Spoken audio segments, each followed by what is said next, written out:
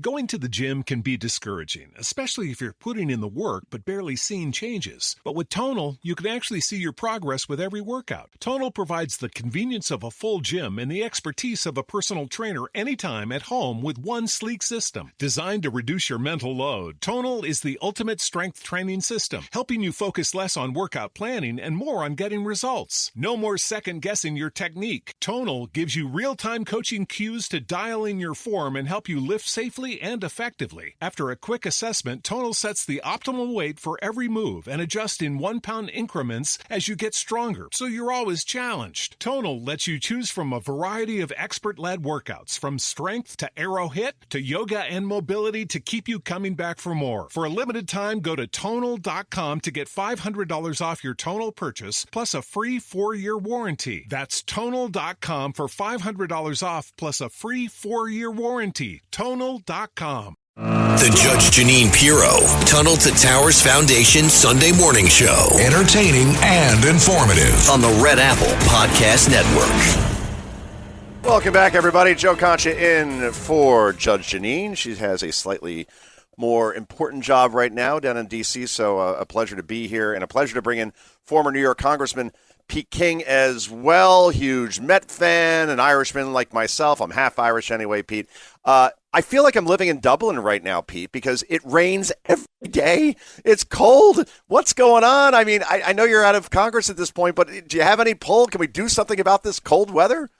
Well, first of all, if I were back in Congress, I'd stop the rain. But since I'm not, we're on our own. Anyway, it's great to be on with you, Joe. Looking forward to it. Oh, of course. So first I want to talk about what happened this week in Washington, D.C. A young couple gunned down at the Israeli embassy, the suspect in custody yelling "Free Palestine." Afterwards, it feels like the intifada has now come to the United States, whether I'm looking at Columbia University earlier this week, where we had protests there interrupting graduation ceremonies, just like classes have been interrupted over and over again. We have custodians literally being kept hostage. We have Jewish students fearing for their lives when they should be having the best time of their life while at college. I mean, what would you do right now as far as just quelling these protests? I get First Amendment. I get that whole argument, but this goes well beyond that at this point, obviously, Pete. It really does. And ordinarily, I don't point fingers or jump to conclusions, but those two murders in Washington were unfortunately, the logical result of all that's been going on over the last 2 years. The anti-Semitism in this country, which is enabled by the media, it's enabled by too many politicians in the Democratic Party, too many people in the Biden administration who chose to look the other way, by the fact that they allow people like Congresswoman Omar, to be walking around, and Congresswoman Tlaib. These are racist, bigots, anti-Semites, and you have these university presidents, these exalted university presidents, allowing this on their campus. I mean, if this had happened, and let's say at Southern campus where black students were being beat up, they'd be sending in troops. There would be a national scandal. It would be all over the international media. It would be every TV station in the country, every mainstream station anyway, and MSNBC. And the fact is that it was really almost ignored or overlooked, like just another little wrinkle along the way. So, no, I think, first of all, what President Trump is doing is right. Every lever we have, we should be pulling. What Kristi Noem is doing as far as cutting back on the student visas from places like Harvard, to places like Harvard. To me, that has to be done. Every bit of pressure we can put on to let this is virtually an insurrection. People talk about January 6th, and I was really angry about January 6th. Having said that, what happened is systematic rioting last summer, the attack on Jews here in New York at Columbia University, the tolerance of anti-Semitism, that is disgrace. This is like the 1930s in Germany. And we're talking to Pete King, and you were so right about that. I just wonder from a political perspective, and you were in Congress for many years, won many elections along the way, how is embracing anti-Semitism, or at least not condemning? You mentioned Representative Ilhan Omar and her refusal to condemn this murder right in Washington, D.C., just a few blocks from Congress. What's the upside of this? I mean, did people watch the 2024 election where Kamala Harris was so worried about losing Muslim voters in Dearborn, Michigan, that she didn't choose Josh Shapiro as her running mate, a Jewish governor in Pennsylvania, a state she needed to win, a state where he's above 60% in terms of approval, but they didn't take him because he was a Jew? It's just remarkable to me that somehow just politically, I mean, at least fake it. I don't know, like at least say the right things, but they don't want to do that. I just don't understand where this is rooted. Joe, you're being too logical here. Yeah, I'm saying that only half kidding. No, it's happened in the last few years, and it's a phenomenon that was building, but it's really the last few years. The Democratic Party is petrified of its base. This may only be a 15, 10, 15, 20% base. I don't know what the number is, but that's the radical left wing, and anti-Semitic, Black Lives Matter, Antifa-type crowd, which makes up, maybe I'd say 15, 20% of the Democratic Party. But they're the ones who vote in the primaries. They're the ones who are working at this 24/7. And Democrats are afraid of antagonizing them. They keep looking the other way. Meanwhile, in the past, if somebody made even a hate remark, Democrats would be jumping all over them. They couldn't be more woke. But when it comes to anti-Semitism excuses, when it came to Black Lives Matter during the summer of 2020, it's that base that's in there. Yes, I think if you sit down, we'll tell you, rational Democrats, that they lost the last election primarily because of these that they just the country may have been close to being divided, but we'll put it over the top, was the antagonism by normal, common-sense people who felt that our culture was getting out of control, that was being dominated by the left, and the Democrats were not only doing nothing about it, they were enabling it, in some cases actually encouraging it. So, no, it's just, it defies common sense, because generally in politics, the more cynical you are, the more you're looking for every possible issue you can move ahead on. In this case, the issue is hitting them right in the face, and the Democrats won't do anything about it. They're afraid of that left-wing base. They're afraid of demonstrations. They're afraid of losing a primary. They're afraid of offending some of the cable TV shows that are out there, those left-wing shows, and they're scared stiff. That's all I can say. It makes no sense. I've tried to make sense out of it, and that's the best I can come up with. And we're talking to Pete King, and you're correct in the sense where I think a lot of these left-wing politicians watch a little too much MSNBC and CNN. They take their cues from there, thinking that is tapping into the soul of the country, when those networks at this point have more employees than they have viewers at this point for a reason. So perhaps watch Fox a little more, or listen to WABC a little bit more, because you might get some common sense built into those brains. I want to talk about the big, beautiful bill. Now, talk about a juxtaposition. We talked about how Democrats, they're out of power at this point, right? They don't have the Senate, they don't have the House, they don't have the White House. More governors are Republicans than we have Democratic governors at this point. At least Stefanik is polling even right now from what I've seen with Governor Hochul, if that ends up being the matchup. So let me actually ask you about that first. As far as Stefanik's chances, I think Hochul is very vulnerable. I don't think there's a Hochul base per se, and it feels like New York is going more red. It did certainly during the last election. Donald Trump didn't win the state, but he certainly cut his margins down as far as that defeat was concerned, where it used to be easy double digits, not the case anymore. So does Stefanik have a puncher's chance here as far as being the next governor of New York? Yeah, she really does. I worked with Elise in Congress for 10 years. She is really gifted.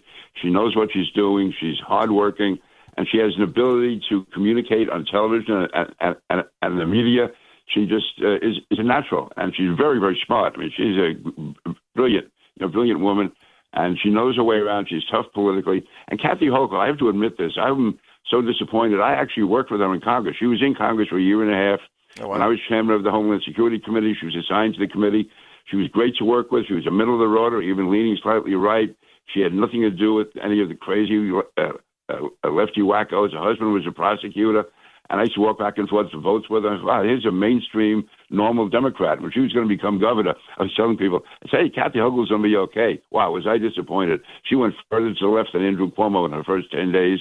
And since then, it's a Kathy Hochul I don't even recognize. I mean, she's gone so far. And again, she is catering to that left-wing base of hers, not of hers, of the Democratic Party, and it has a stranglehold on her. So, no, I think Elise can definitely not only run a good race, but win. She can win this. I would say it's at least 50-50, and the way things are going now, I think Elise would win. Wow. And yeah, that's exactly right. I mean, we have had Republican governors and mayors not too long ago, so it's not out of the realm of possibility that New York, particularly as a state, not so much New York City, can go red. And we're talking to Pete King. I talked about the juxtaposition before I meant to get to this. here you have, I'm seeing some polls where Donald Trump is polling as high as 55% approval. Everything is going upwards, regardless of the poll. It's just remarkable what this president's done over the last month as far as trade deals with the UK, with China bringing those tariffs back down, going in the right direction there, getting Edon Alexander home from Gaza, the last American hostage, ceasefires in terms of Ukraine and Russia or Pakistan and India, and obviously the big, beautiful bill passing in the House by the slimmest of margins, one vote. I mean, Mike Johnson, talk about the ability to herd cats. I mean, it's just amazing that he has almost no margin to work with, and yet he keeps getting things done. Overall, everything's going in a positive direction for President Trump. Inflation reports the last 2 months down, gas prices at a 4-year low. I can go on, but he's polling in the 50s at this point for the most part, high 40s. Meanwhile, the Democratic Party is in the low 20s, according to polling. So a big, big disconnect there. The question is, do you think that through the Senate, the big, beautiful bill will get through in terms of reconciliation, get to the president's desk, and what happens from there in terms of the economy? Joe, I certainly hope so. Listen, there's things in the bill that I might not like, you may not like. The bottom line is, though, that overall, that is a good bill. It's important for the economy. It maintains the Trump tax cuts. It gives more incentives. It's going to provide more for border security. And on the key issues, the gut issues that matter, it's going to strengthen America. And a lot of the things they're saying about the deficit might go up and the deficit might not go up. I'm old enough to remember they said the same thing about the Reagan tax cuts. And then we ended up having the boom years. We come out of the Carter doldrums. The economy was never stronger. We defeated the Soviet Union. All of that came from Reagan's economic and military policies. That's what President Trump is doing now. So I would hope, listen, there's going to be changes in the Senate. Everyone has their own interests. They have to look after their own constituents. Having said that, they can't lose sight of the big picture. And that's important to get this package through one way or the other. Get it through. It doesn't have to be perfect. Don't let the perfect be the enemy of the good. Get it out there, and that'll be a dramatic reversal from the downward turn of the Biden years. Who do you think is the MVP right now of the Trump administration? I mentioned Mike Johnson before. He's not a member of the administration, but the House Speaker, but certainly he's done a phenomenal job, again, herding the cats. But as far as his cabinet, who has impressed you most? Would it be Scott Bessent? Would it be Marco Rubio? Would it be just give me a name and tell me why that person may stand out to you as being somebody who really is helping to bring the president's agenda forward? Yeah, it's a person I never heard of before, Scott Bessent. I think he is a voice of stability. He's able to take really turbulent situations. He can calm them. He gets results. He's able to be loyal to the president. He's able to be loyal to the country. He's able to impress the people he's negotiating with. And he just seems to be so far as strong as can be. Again, I'll be honest with you, I didn't know about him before. I've heard of Lutnick and the others, but not of Scott Bessent. I think, to me, he's really coming across as a strong voice, a solid voice. Marco Rubio, I've known Marco for years. He's going to be solid as Secretary of State. I mean, you can't get much better than Marco.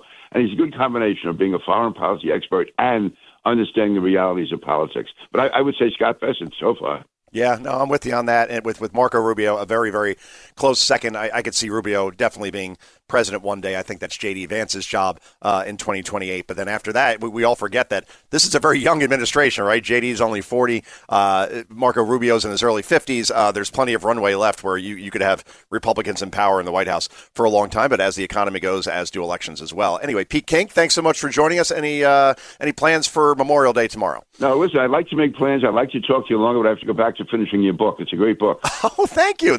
Yes, the greatest comeback ever inside Trump's big, beautiful campaign. I'm burdened by what has been. Thanks so much, sir. The bad thing about the book is it's too honest. You realize how bad things were under Biden. My God, when you're living through it, you don't realize how bad it is until you sit back and look at it in perspective. Yeah, it was that bad, certainly. And I appreciate your reading and enjoy your Memorial Day, sir. Thanks so much for joining us. You too, Joe. Thank you. All right, thank you.